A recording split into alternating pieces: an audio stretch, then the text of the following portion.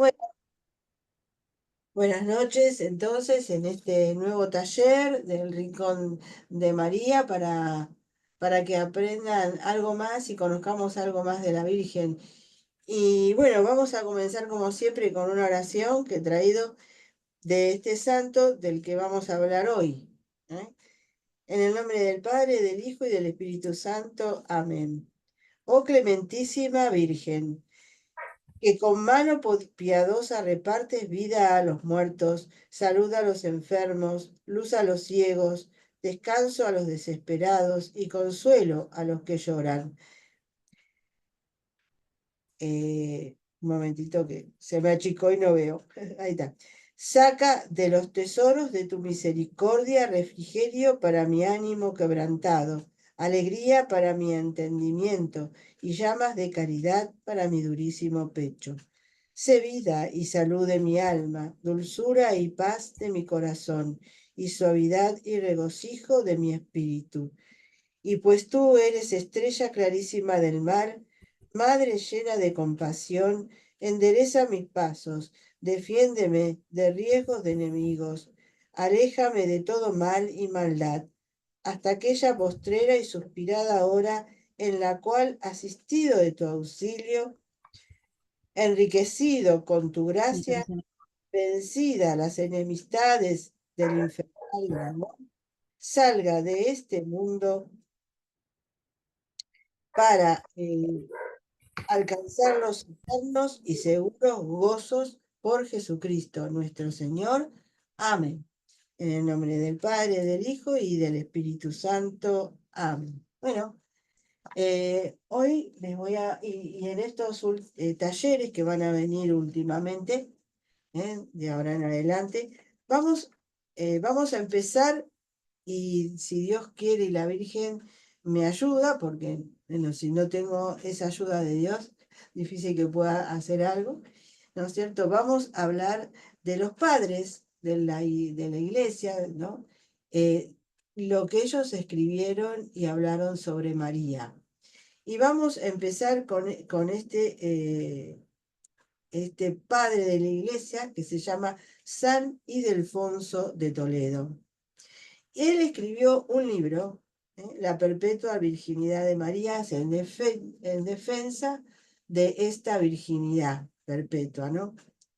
Y bueno, de él vamos a hablar un poquito y vamos a comenzar a leer ese libro. No es muy largo, pero tiene varios capítulos y con la ayuda de Dios vamos a ir leyendo capítulo por capítulo a ver qué nos dice este santo. Este santo nació en 1606 o 1607. No se tiene bien la fecha, ¿eh? No, según los historiadores de su época, los que estuvieron con él, y por algunos de sus escritos, más o menos se va sacando la fecha de su nacimiento y también de su muerte, que fue en 617. Fíjense que unos añitos atrás, ¿no es cierto? Bastantes. Bueno, casi en los primeros siglos. Bueno, eh, era de padres, diríamos, eh, godos, porque justamente él, su nombre germánico, ¿no? Godo, que significa batalla, dispuesto a la batalla, significa su nombre, ¿no? Y bueno, sus padres, que tampoco se sabe mucho de la vida de su familia y todo eso, pero no eran eran de este origen, godo o visigodo, en la España. Recuerda que Toledo está en España, ¿no es cierto? Bueno.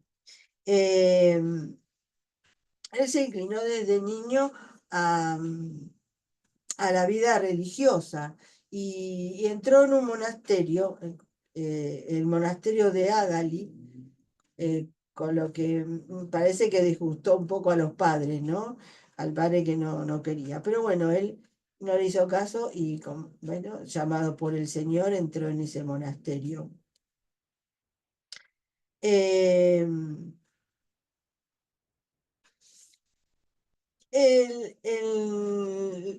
vamos a decir que en los primeros años de su vida, dos ilustres varones fueron sus padrinos, vamos a decir, sus aliados, sus ejemplos, sus compañeros, San Eladio y San Eugenio. No pocos historiadores creen que los padres de Ildefonso se aconsejaron de estos dos prudentes varones para orientar la formación del niño. El niño se educó en el atrio episcopal hasta que abrazó la vida religiosa. Muerto San Eugenio II en 657, es nombrado arzobispo Ildefonso, siendo consagrado en el año 658 y gobernó la diócesis hasta su muerte en el 666. Acá fue obispo, ¿no? Eh, y estuvo en esa sede hasta desde 658 al 667, donde murió. Él fue sepultado en una iglesia llamada de Santa Leocadia en Toledo, pero luego su cuerpo fue trasladado a Zamora. La fecha de su fiesta es el 23 de enero. Y hay una historia muy linda, después de hablar otras cositas, de este santo. Este santo que defendió tanto a la Virgen y amó tanto a la Virgen. Y la Virgen lo recompensó, ¿no? Y cuenta la historia de que un 18 de diciembre del año 665, estando en una iglesia con dos diáconos, estaban cantando himnos y loas a la Virgen María, ¿no? Y ellas, desde aquí que ella en esa iglesia se le apareció. Pues, como siempre, se iluminó toda la iglesia y ella apareció toda luminosa con una corte de vírgenes que cantaban cantos celestiales. María se sentó en la sede y, y le hizo una seña para que se acercara al santo, ¿no? Cuando él se acercó, María dice, fijó sus ojos en él y le dijo: tú eres mi capellán y fiel notario. Recibe esta casulla, la cual mi hijo te envía de su tesorería. O sea, la Virgen le trajo una casulla y ella misma lo invistió con esa casulla y le dijo que la debía usar en las fiestas que se referían a ella, ¿no? En los días festivos que se dedicaban a ella. Y esa, bueno, en esa historia, en esa está, digamos, esa reliquia. Es una historia linda, ¿verdad? De que la Virgen lo recompensó por ser tan devoto de ella en traerle esa casulla para que se invistiera con ella. Bueno, vamos a hablar más o menos en el momento, ¿no? De la aparición de San Ildefonso, ¿no? En esta iglesia hispano-visigoda del siglo VII, que es donde nació esta obra, ¿no? Este escrito, este libro que escribió San Ildefonso, ¿no? La perpetua virginidad de María. Y esta obra nació en un momento de esplendor religioso y cultural de la Iglesia española. Es un hecho hoy reconocido por todos que, a pesar de la decadencia general de Occidente, la Iglesia española es el remanso del saber teológico en el siglo VII. A lo largo del siglo VI y VII se puede llamar la Edad de Oro de la Iglesia española.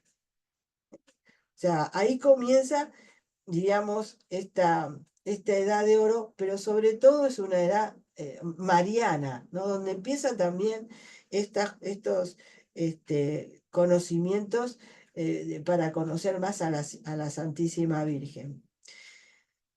Es verdad que que este cuadro resultaría falso si no aludiéramos a las muchas y negras sombras que existían.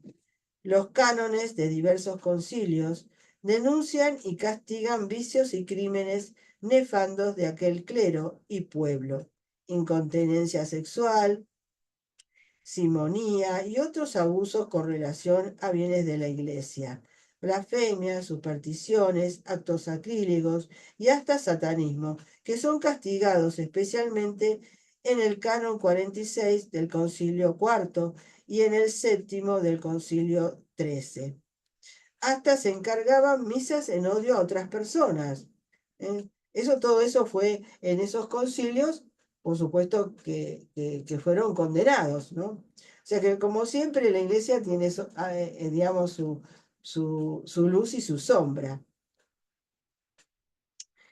Dice, hasta la música fue condenada porque sonaba deshonestamente.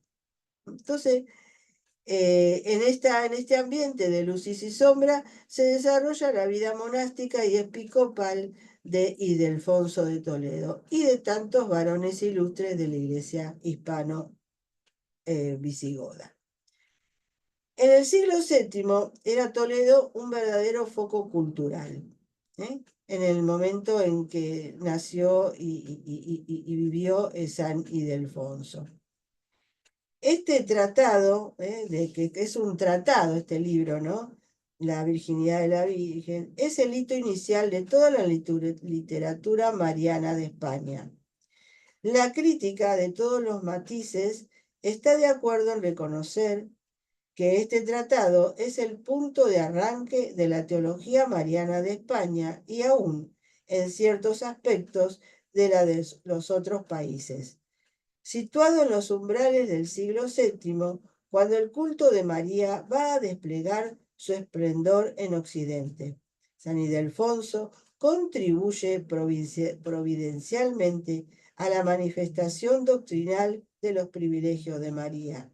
En toda la antigüedad no se habían oído efusiones tan íntimas y calurosas sobre la realeza de María. Bueno, el contenido que tiene este libro, esta obra, ¿no? Es una obra de hondo contenido mariológico, redactada en estilo sinomínico y de tono polémico. O sea, sinonímico, o sea, que tiene muchos sinónimos.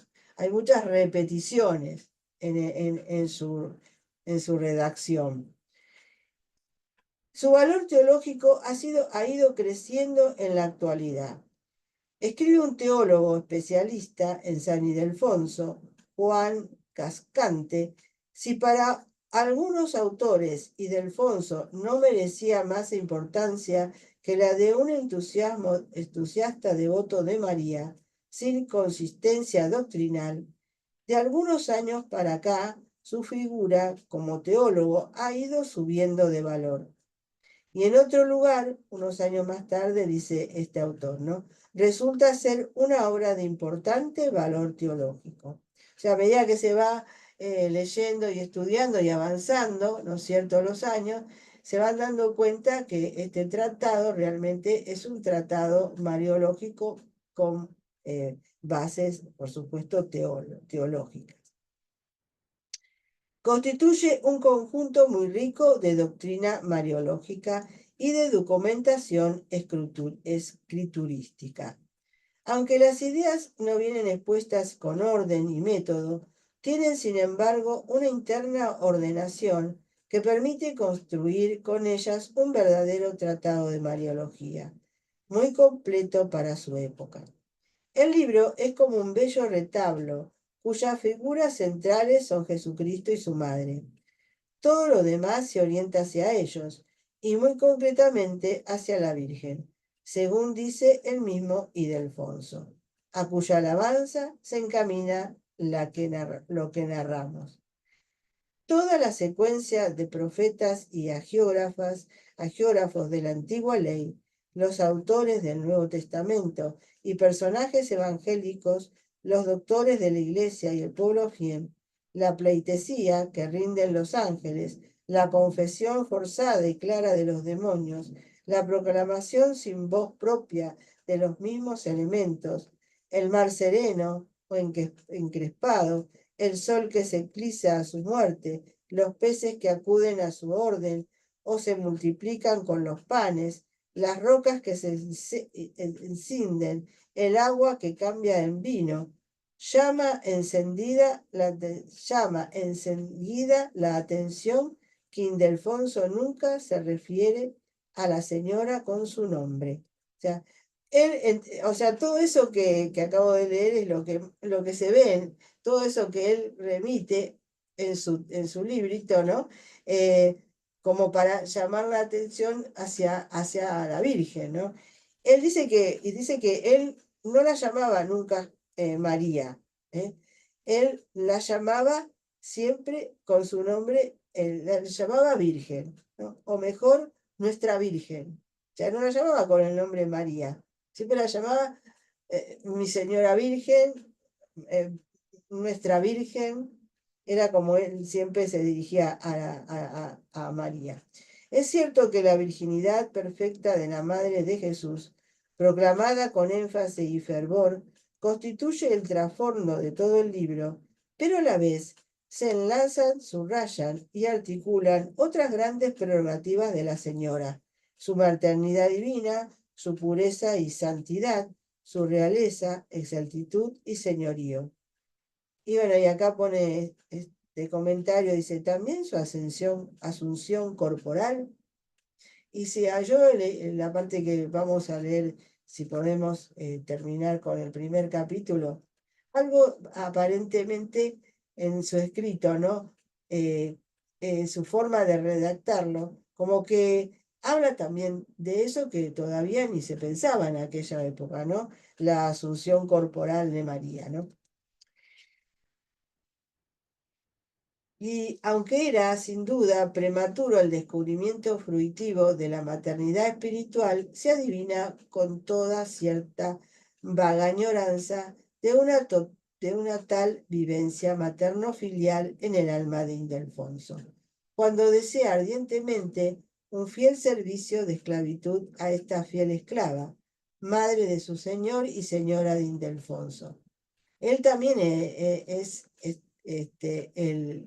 uno de los fundadores, vamos a decir, no sé si se puede decir esa palabra, pero uno de sus fundadores también de esta esclavitud mariana, que es la consagración de esclavitud mariana, que después tendrá, diríamos, su máximo digamos, autor era San Luis María de Niñón de Montfort. O sea, porque como una vuelta yo hice un taller, ¿no? Sobre la esclavitud, que tiene su historia teológica también. Y bueno, uno de estos teólogos, ¿no? De estos que comenzaron con la esclavitud mariana es San Ildefonso. Bueno, la obra se presenta normalmente dividida en un exordio o confesión, que son 11 capítulos que desarrollan el tema, y un epílogo o ferviente oración, o sea, en los últimos capítulos y está dividido en tres partes, ¿no? La primera parte, la virginidad en el parto contra el error de Joviniano, en el capítulo 1.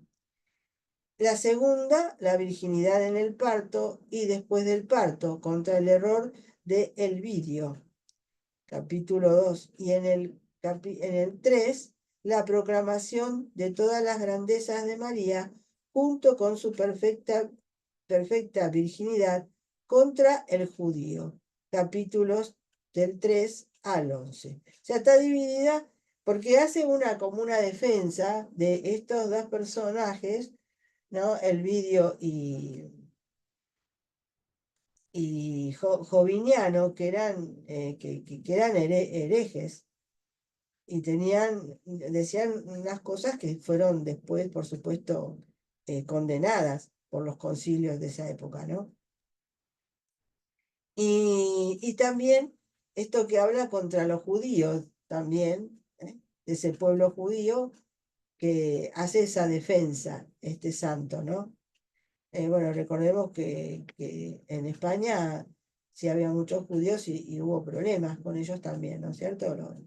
Bueno, ¿cuál es la finalidad de la obra? Este último punto tiene que ver con otras dos preguntas sobre el tono polémico del libro y la época de su composición. Se ha pensado que el libro pudo tener una simple finalidad didáctica, o sea, una catequesis sobre María, siendo los tres adversarios y el aire polémico simple retórica, un recurso literario para el desarrollo y clarificación del tema. Otros autores casi no ven más que una polémica antijudía. Parece apoyar la primera hipótesis el hecho de que, siendo Joviniano y Elvidio dos herejes desaparecidos hacía más de 2 siglos, parece que sólo podía ser retórico el énfasis que pone el autor al combatirlo, porque los dos errores que ellos patrocinan sobre la virginidad de María también parecen se hallaban pulverizados en las vísperas del concilio de Éfeso. O sea, fue en el concilio de Éfeso donde, ¿no es cierto?, esas herejías fueron condenadas. Al hacerse común esta fe en todas las iglesias de Oriente y Occidente, como ha puesto de relieve sobre todo el padre Aldama. Sin embargo, por los años en que Ildefonso escribía su tratado, el concilio de Letrán o romano, en el 649, presidido por Martín I, anatematiza a quienes nieguen que María concibió virginalmente al Verbo, le dio a luz virginalmente y permaneció virgen después del parto. ¿No subsistirían dudas en la misma Roma? Con referencia a España y Toledo, en los años mozos de Ildefonso, todavía era reciente y poco profunda la conversión al catolicismo de los hispanogodos, quizás los mismos familiares del joven monje. Y si bien los arrianos llamaban a María la Santa Virgen, eran más proclives a negar su virginidad perfecta, al negarle la dignidad de Madre de Dios. Puede ser significativo el ejemplo del obispo arriano Eunomio, que predica en Oriente. Si tal vez aleteaban, quizás entre los mismos allegados de Ildefonso, los errores de Joviniano y Elvidio, en aquella Toledo de la primera mitad del siglo VII. No hay duda de que sí estaba vigente el tercer interlocutor, el judío, encarnación de todo aquel pueblo, poderoso entonces en Toledo y España, y peligroso para la integridad de la fe. Bueno, o sea que estas herejías de estos dos herejes, ¿no? Elvidio y Joviniano, como que parecía que algo sobrevivían en esa época, como que todavía había errores que estaban circulando, ¿no?, por ahí. Entonces, aunque estos habían desaparecido muchos años antes, ¿no?, como dice 2 siglos antes, todavía esas herejías estaban como ahí, como en la sombra, ¿no es cierto? Y ahora, con respecto al pueblo judío, ¿no es cierto?, que acá dice que fue poderoso, no sé mucho de la historia, ¿no? Pero bueno, dice que en ese entonces era poderoso en Toledo y en España y peligroso para la integridad de la fe. Se sabe que a lo largo del siglo VII se recrudece la hostilidad cristiana contra las comunidades judías, según consta de diversos documentos eclesiales y regios, y no solo en el occidente cristiano, sino también en el imperio de Oriente, a partir de Heraclio, furioso que por haber apoyado los judíos a los persas invasores de Siria, Palestina y Egipto. En esta política antijudía se distinguirán también los papas Gregorio Magno y Honorio.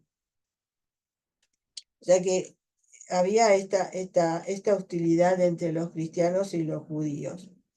En España, Sisebuto, en el 612, decreta la conversión de los judíos españoles al catolicismo, y muchos lo hacen forzadamente, y otros tienen que huir.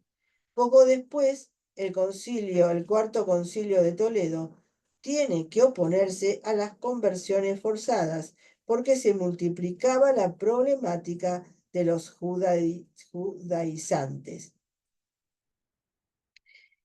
Chintila y Ergibio seguirán legislando contra ellos, endureciéndose también la actitud de la Iglesia. Solo a principios de siglo pudo existir alguna controversia pública entre judíos y cristianos, como refleja la epístola ad Proganen del obispo toledano a Horacio. Pero eso resultó imposible a medida que se va acentuando la hostilidad y legislación represiva. Por tanto, las diversas publicaciones antijudías que fueron apareciendo se orientaban más a la lectura de los cristianos, pertrechándolos en la defensa de su fe contra el proselitismo o ataques judíos, que a los adversarios. Así hay que entender también el libro de San Alfonso. Por eso pienso que en realidad ni fue una simple catequesis mariana que utiliza el estilo sinonímico y el tono polémico como método para enseñar más vivamente una doctrina, ni tampoco una simple obra apologética contra errores heréticos y judaizantes, de acuerdo con el ambiente general antijudío. En la mente del autor se suman ambas cosas.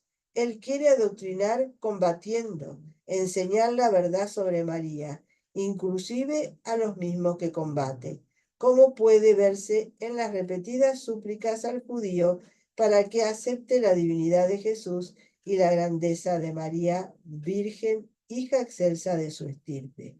Y todo eso con fogosidad juvenil, con fantasía exuberante, pero con sólida argumentación teológica y escriturística. Él cita normalmente de la Vulgata, pero a veces lo hace de memoria, no literalmente o siguiendo otras fuentes litúrgicas como el oficio.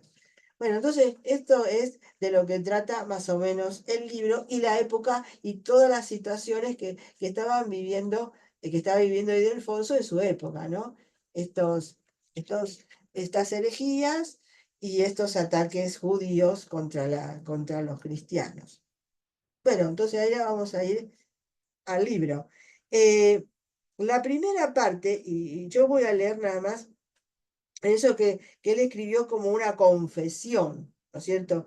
Él eh, quiere confesar que su devoción a la Virgen y también la indignidad que siente él para hablar de este tema, ¿no? Y hace como una especie de oración, donde invoca, ¿no?, en primer lugar a Dios, y confiesa su indignidad, luego interpela a las criaturas creadas, al cielo, la tierra, ¿no? Hace toda una oración, y después en el punto 3 va haciendo interpela también a la historia bíblica, ¿no?, del Antiguo Testamento y Eclesiástico, nombra a Moisés, nombra a los evangelistas,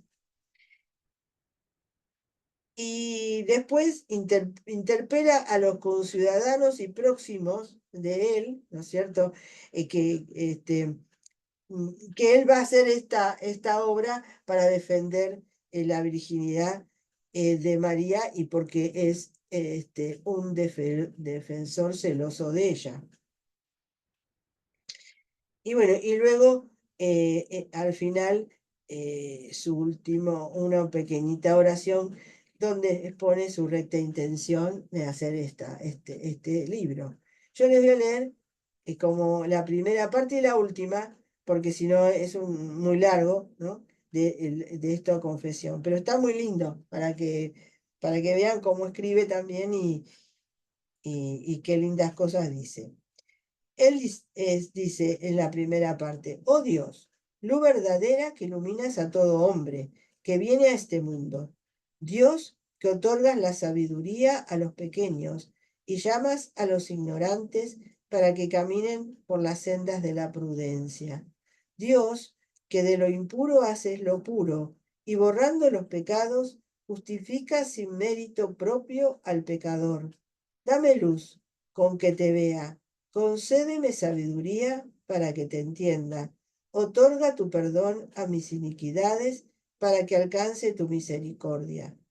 Y de tal modo, Señor, quede atado por el amor, impelido por la dulzura, arrastrado por la caridad, que derrame el vino de la sagrada confesión como del lagar de tu dulzura.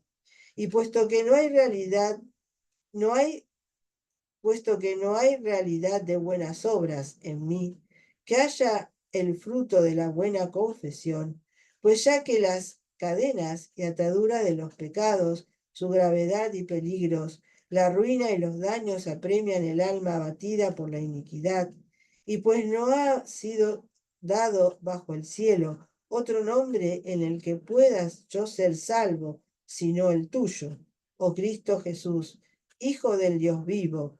Por eso busco el refugio de la confesión, solicito por ella el remedio, implore ayuda por amor de la confesión, de suerte que yo, impío, ame tu mucha piedad, porque tú, oh piedad, borraste mis muchas iniquidades. Fíjense que en este pedacito que acabo de leer está una parte grande de nuestra fe. Esa fe que está desde el principio. Fíjense que esto fue escrito en el siglo VII. Y podemos nosotros, diríamos, estar en esta fe confiadas, en la fe que tenemos católica, ¿no? De esta fe que ya fue proclamada así, ¿no es cierto? Esa misericordia, todo esto que Dios le está diciendo a Dios, realmente es lo que nosotros creemos.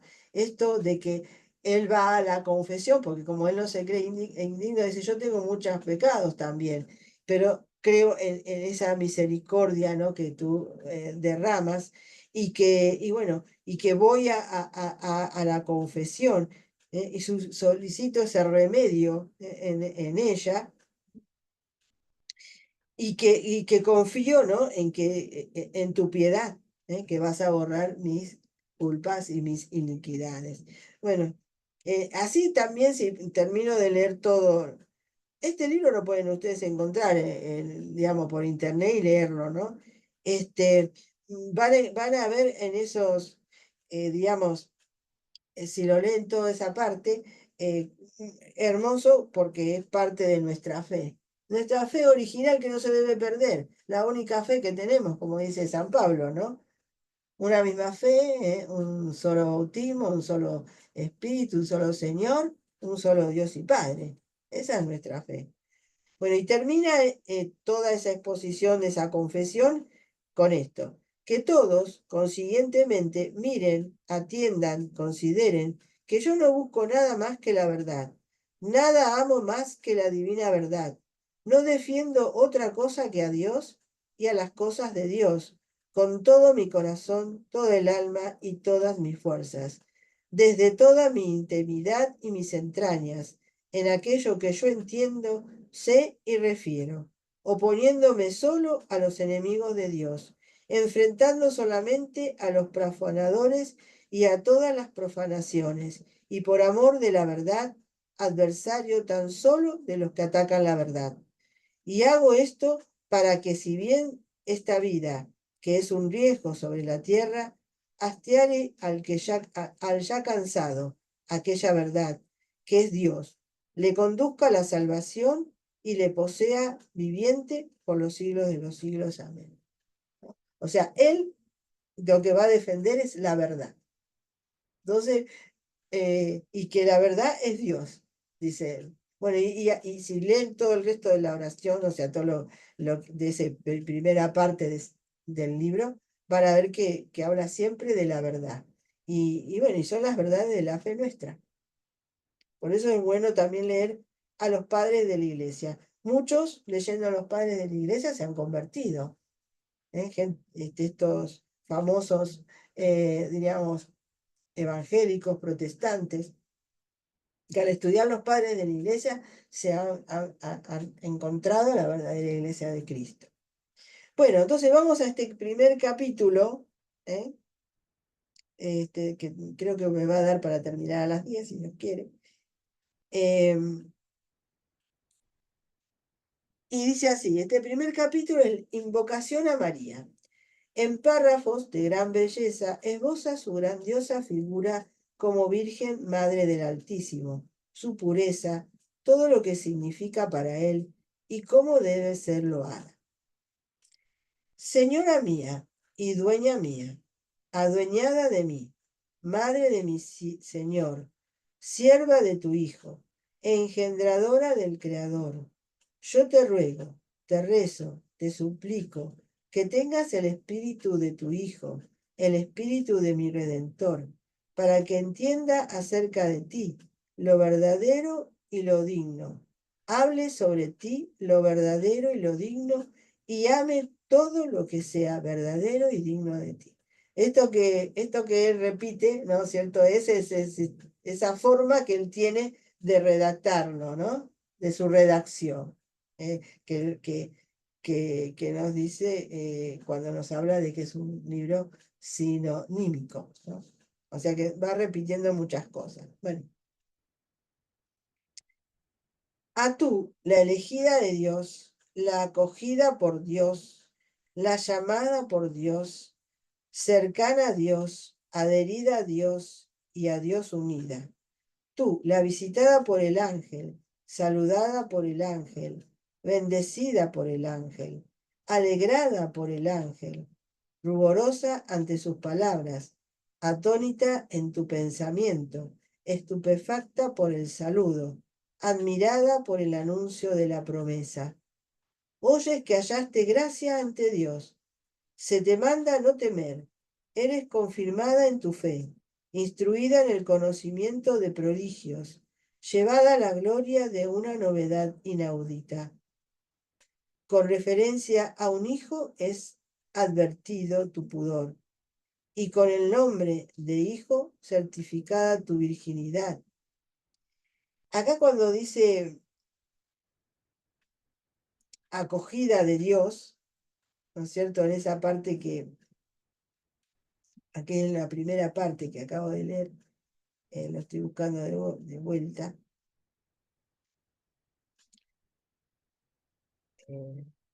Bueno, ahora no lo encuentro.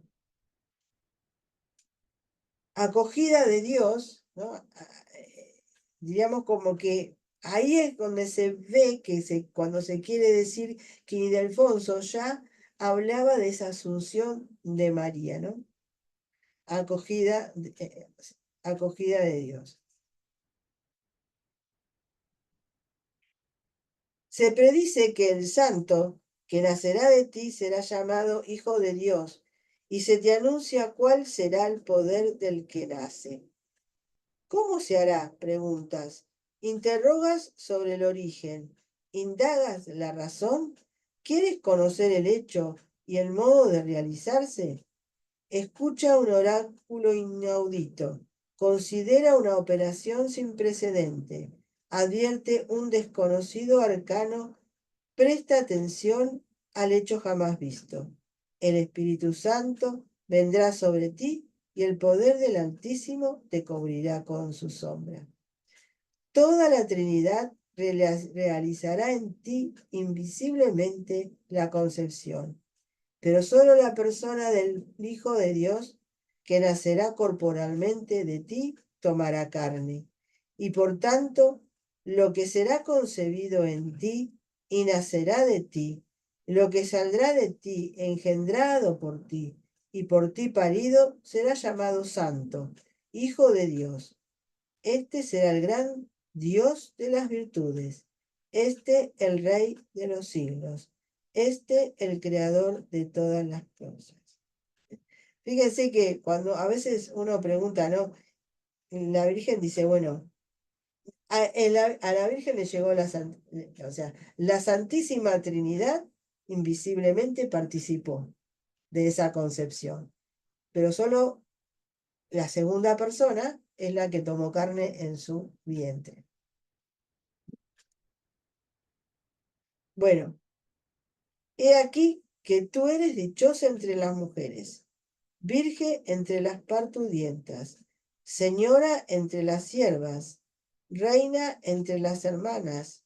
He aquí que desde ahora te proclaman dichosa todas las gentes, dichosa te reconocen las virtudes celestes, te predican todos los profetas, te celebran todas las naciones.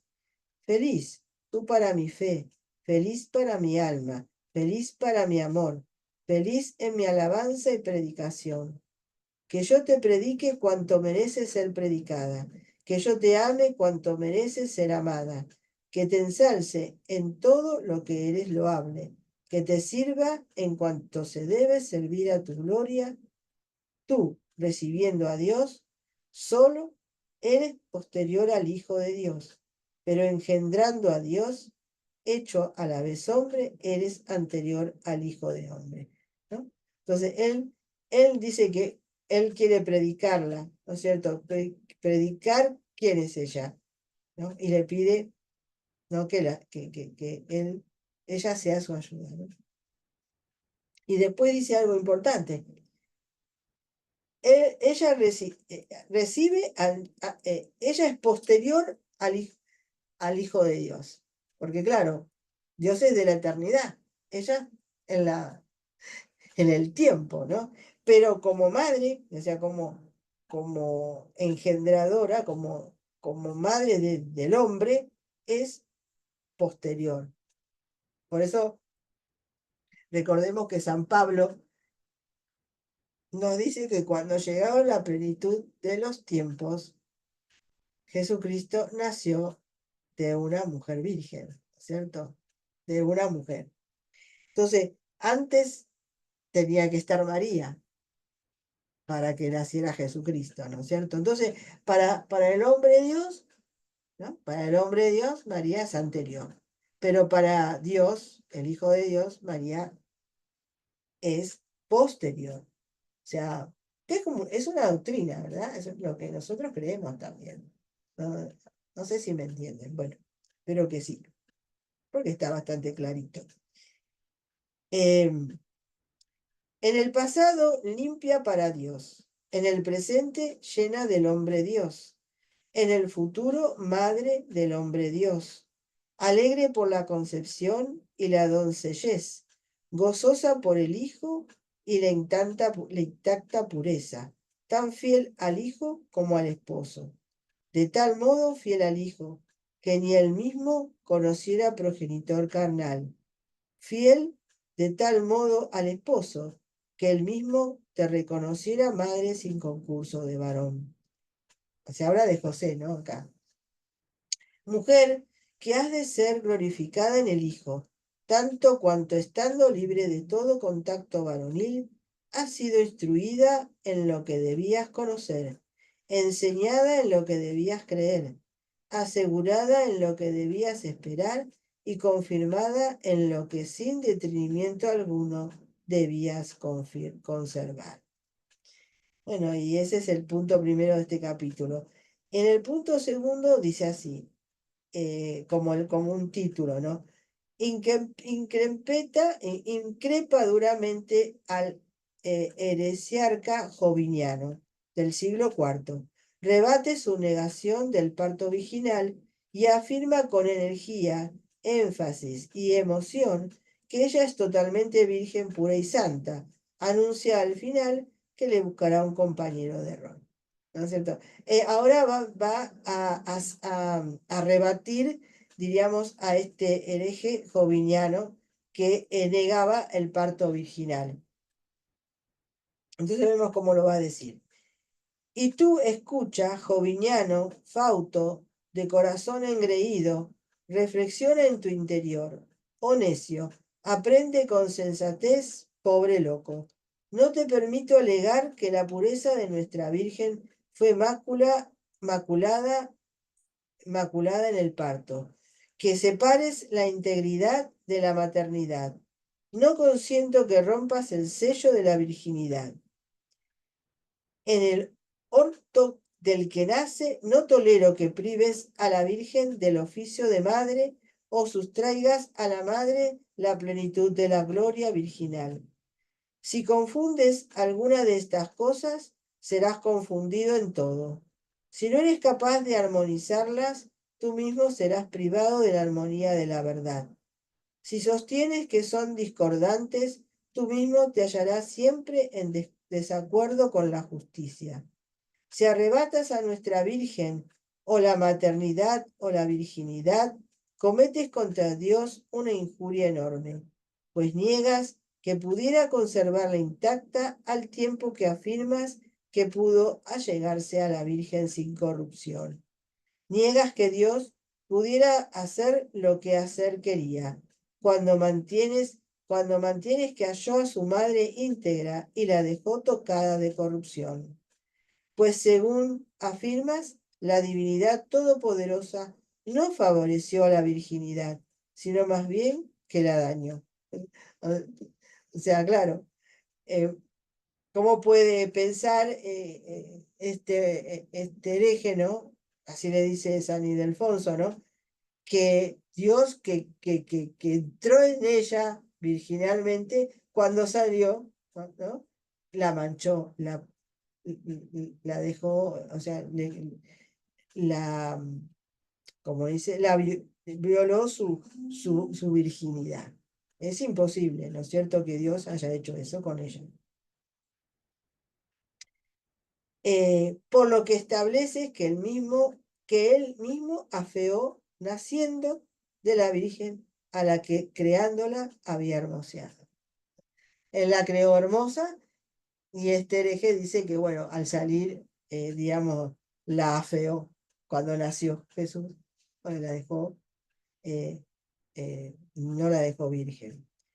Que se paralice y que se embote, suplico, el corazón capaz de rumiar tales cosas, que enmudezca la boca capaz de proclamarlas, se atasque la lengua capaz de exponerlas, y no resuene la palabra que tales cosas cuenta.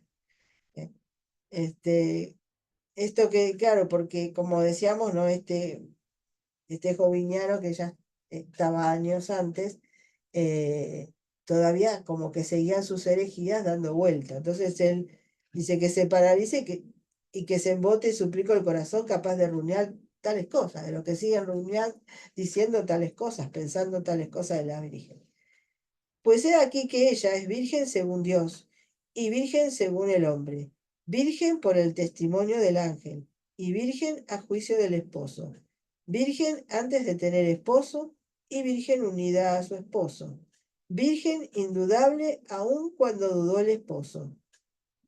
¿Se acuerda que José dudó, no es cierto? Sin embargo, ella, bueno, virgen antes de la llegada del hijo, virgen después de engendrar al hijo, virgen en el nacimiento del hijo y virgen después de nacido el hijo. Fecundada por el verbo, embarazada del verbo, rebosante del verbo, y en su parto digna del verbo, y con un nacer ciertamente humano, según la ley humana, el uso humano, la conducción humana, la humana verdad, quedando realmente intacta, incorrupta, inviolada, pura y interguérrica. ¿Ya? Acá está haciendo claramente la defensa de María, ¿no? Virgen siempre, virgen siempre. Por divino obsequio y divino favor, por divino otorgamiento, divino hallazgo, divino don y divino consentimiento, mediante un nuevo artificio y nueva eficacia, por una nueva operación, un efecto nuevo y un nuevo parto, ella es virgen con el Hijo concebido y por el Hijo concebido, virgen en la concepción y después de la concepción, virgen durante el parto y en el parto, con el parto y después del parto, virgen con el Hijo que va a nacer, virgen con el que nace, virgen después de nacido el Hijo. Llamada esposa y virgen, tomada como esposa y virgen, tenida por esposa y virgen, y con marido y descendencia, virgen perpetua. Mujer que ignora marido, tacto o abrazo carnal, que jamás conoció la unión marital, y en consecuencia, de modo cierto, indudable, verdadero y veraz, Virgen Santa, Virgen feliz, Virgen gloriosa, Virgen pura. Mas, después de la generación del Verbo encarnado, después del nacimiento de Dios hecho hombre, después de engendrar lo humano asumido en Dios y de dar a luz al hombre unido a Dios, ya la más santa y la santísima Virgen, la más feliz y felicísima Virgen, la más gloriosa y gloriosísima Virgen, la más noble y nobilísima Virgen, la más pura y purísima Virgen, la más augusta y augustísima Virgen. Sin embargo, para que no quedes tú solo preso entre la zarza de tu locura, no quedes tú solo enredado por los espinos de tu demencia y trabado por la maleza de tu insensatez, para que no solo tú seas agujereado por las rudezas de tu inteligencia, ni solo tú perezcas por la espada de tu misma argumentación, yo uniré a otro igual, juntaré a otro idéntico, asociaré a otro semejante, ataré a otro par igual, encadenaré a otro tal como tú. O sea, que ahora va a hablar del otro hereje, en el próximo capítulo, que lo vamos a ver en el próximo taller. Pero fíjense, ¿no? Ya tenemos todo lo que ha dicho en este capítulo, todo lo que nos ha dicho, ¿no? Es la verdad que cree la iglesia. ¿Verdad? Es lo que nosotros creemos. Virgen siempre, virgen antes del parto, virgen después del en el parto y después del parto. Y habla mucho de José, ¿no? En este caso el marido dice, llamada esposa y virgen. Porque yo me acuerdo, yo les hice un taller sobre José y sobre el que nos este, que enseña a la iglesia cómo José, ¿no es cierto? Cómo ese desposorio con José, el matrimonio de María y José, no, no fue una cosa, diríamos, fue un verdadero matrimonio. Me acuerdo que les comentaba, le había enseñado algo de eso, ¿no? Fue un verdadero matrimonio, a pesar de que no tuvieron contacto marital y que, bueno, por supuesto que no, estaban los dos vírgenes, sin embargo fue un verdadero matrimonio. Pueden ir a escuchar ese video que no me acuerdo cuándo lo hice, pero lo hice, ¿no? Bueno, y dice, y con marido y descendencia, ¿no? O sea, con marido y descendencia, ella era su verdadero esposo, no sé, pero había tenido una descendencia que no había sido de él, sino que venía de Dios. Eh, Y bueno, y por eso ella dice, la Virgen feliz, la Virgen gloriosa, la Virgen pura. Bueno, un montón de piropos que le hace a la Virgen, ¿no? Eh, Más después de la generación del Verbo encarnado, dice, después del nacimiento de Dios hecho hombre, después de engendrar lo humano asumido en Dios y de dar a luz al hombre unido a Dios.